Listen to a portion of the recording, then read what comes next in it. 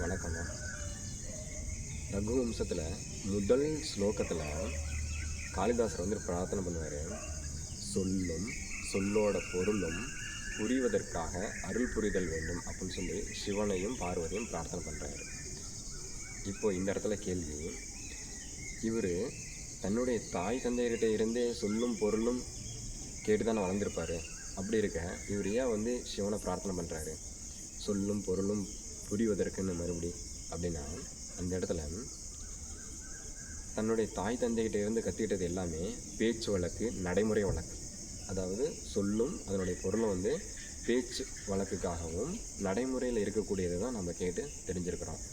ஆனால் ஒரு நூலை எழுத ஆரம்பிக்கும் பொழுது அந்த நூலுக்கு தேவையான சொற்களும் ஆழம் பொருந்திய அழகாக இருக்கக்கூடிய பொருள் இருக்கக்கூடிய சொற்களும் பெறுவதற்காக சிவனை பிரார்த்தனை பண்ணுறாரு.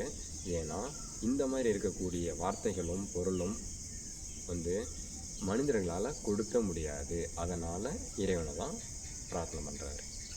இன்னொன்று ஒரு காரணம், சப்தம் அப்படிங்கிறது வந்து நித்தியமானது அப்படின்னு சொல்லுவாங்க. அதாவது சொற்கள் அப்படிங்கிறது நித்தியமானது அப்படின்னு.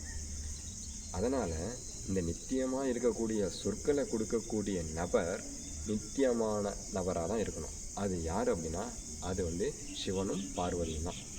அப்போது நித்தியமான நபர்கள்ட்ட இருந்து தான் நித்தியமான இருக்கக்கூடிய சொற்கள் நம்மளுக்கு கிடைக்கும். அப்படிங்கிறதுனால சிவனையும் பார்வதியையும் சொல்லும் பொருளும் புரிவதற்காக பிரார்த்தனை பண்ணுறாரு காளிதாசர்.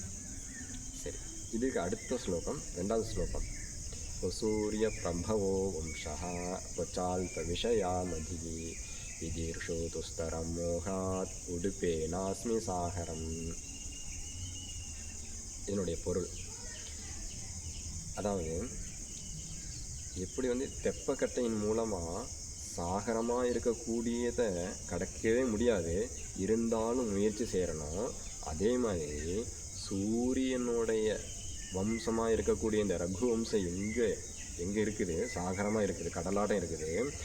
அந்த கடலை கடக்கிறதுக்கு என்னுடைய குறைஞ்ச அறிவு, அதை வச்சு நான் முயற்சி செய்கிறேன் அப்படின்னு சொல்லி காளிதாசர் சொல்கிறாரு. அதாவது சூரியனுடைய வம்சம் எங்கே இருக்குது, எனக்கு கொஞ்சம் தெரிஞ்ச அறிவு, எனக்கு அந்த வம்சத்தை பற்றி கொஞ்சம் தான் எனக்கு தெரிஞ்சிருக்குது, என் அறிவு எங்கே இருக்குது, இருந்தாலும் நான் வந்து அந்த வம்சத்தை சொல்கிறதுக்காக நான் முயற்சி செய்கிறேன் அப்படிங்கிறது இந்த ஸ்லோகத்தோட பொருள்.